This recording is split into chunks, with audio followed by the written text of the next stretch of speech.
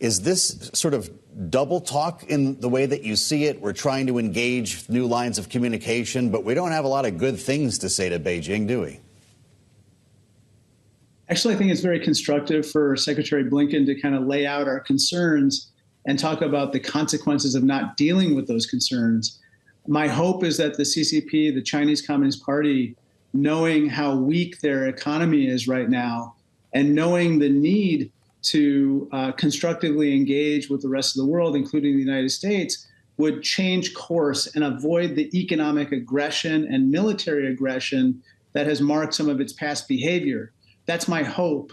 But we have to prepare for the opposite. And that means telling them, look, if you continue to engage in military aggression or assisting others, this is the consequence, sanctions. Or if you dump products such as electric vehicles, for instance, on other markets, you're going to face higher tariffs. And so being very explicit is not a bad thing.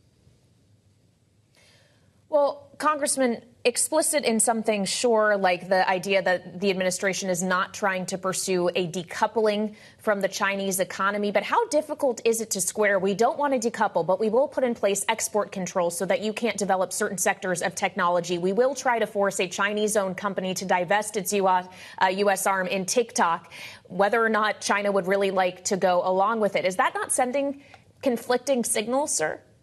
No, I think the through line here, Kayleigh, is in those spheres where the CCP is going to practice what I call technological aggression or economic aggression or military aggression, we are going to protect our interests and protect ourselves.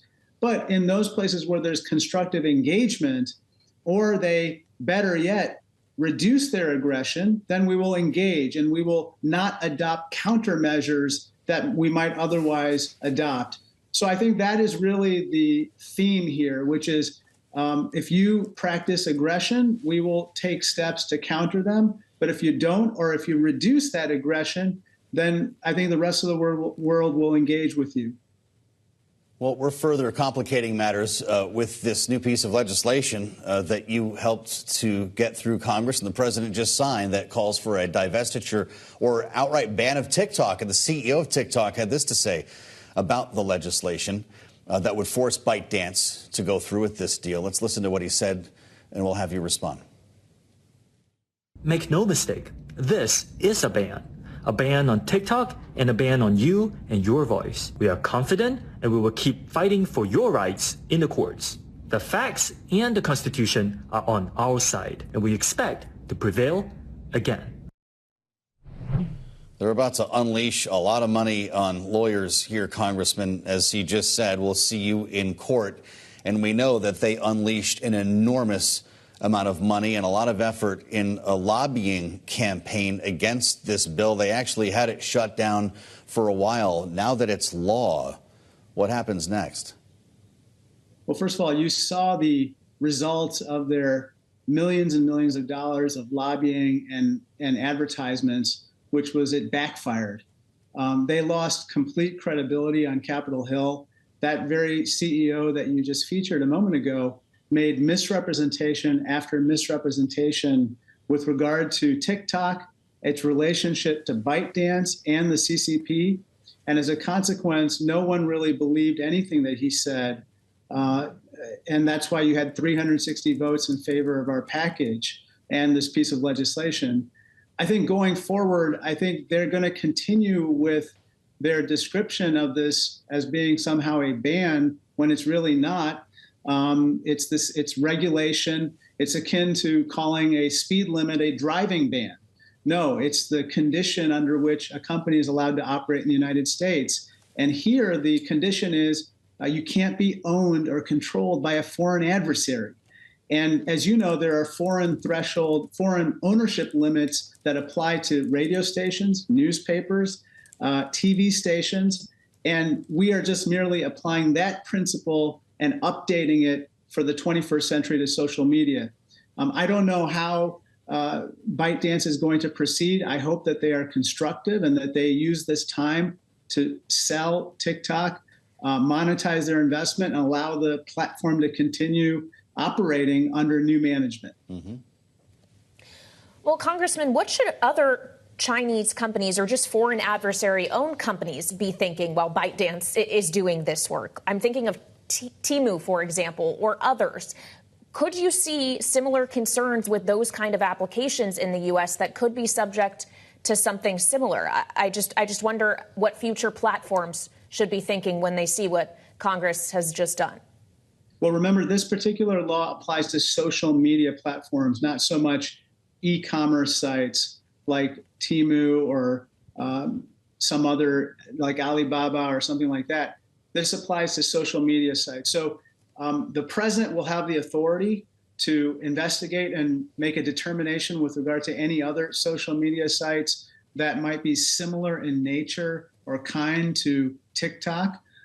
That's up to the executive branch. But in this particular case, Congress has made a determination with regard to ByteDance. But like WeChat, for example, run by Tencent, that could be applicable. WeChat could be, but there's no indication that this is something that rises even close to the level of ByteDance's relationship with TikTok.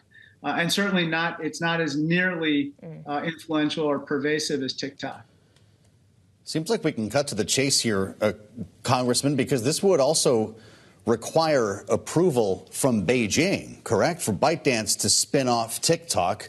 I think we can all admit that's not going to happen. So can you tell our viewers and listeners to prepare for a TikTok ban? No, I think that this is something that Xi Jinping is thinking about right now. The reason I say that is because he brought it up in the phone call with President Biden last week. So it is up to the paramount leader, Xi Jinping. That's how high up the echelon this particular decision is going to be made. And that also illustrates the connection between the CCP and this platform. Now, as to how he's going to decide, I don't know. But the Chinese economy is absolutely tanking right now.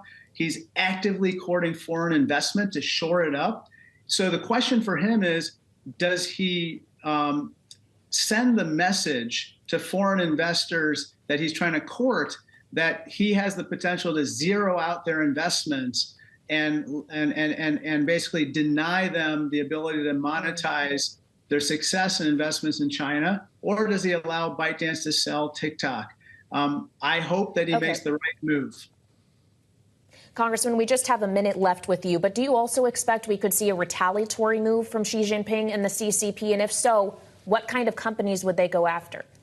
Oh, they've already gone after our companies, Kayleigh. None of our social media companies are allowed to operate in China. And that's, after all, another reason why we are very concerned about this arrangement where there's no reciprocity. They want to be able to operate here freely, unfettered, but they don't allow our companies to do the same in China.